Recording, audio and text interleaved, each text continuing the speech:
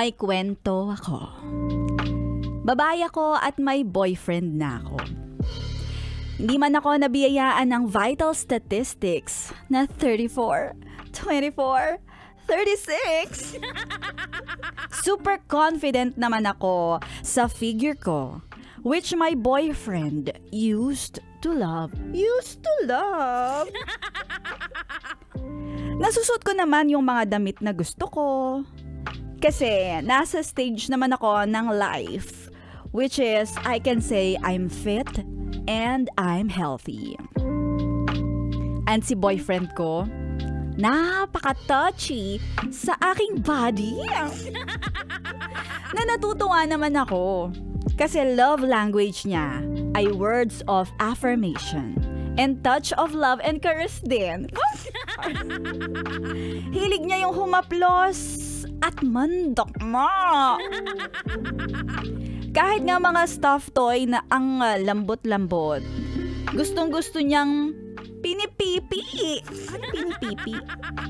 Pipisilin, pipindutin, at pipigain. Which is okay lang sa akin.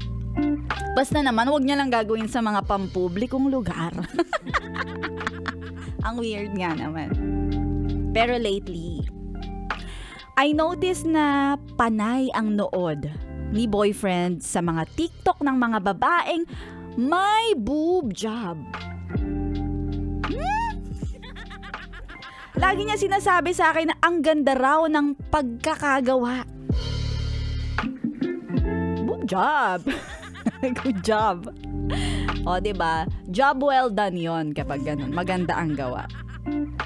Then one night, bigla na lang niyang tinanong sa akin kung pwede daw ba na magpagawa din ako. What?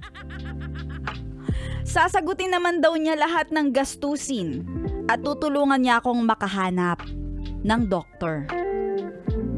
Sa totoo lang, firm ako sa decision ko na hindi, as in no way. Dahil mahal ko ang natural figure ko. Konting kulit pa nitong boyfriend ko, siya na talaga yung papalagyan ko ng boob job na gusto niya. Total siya naman ang may gusto.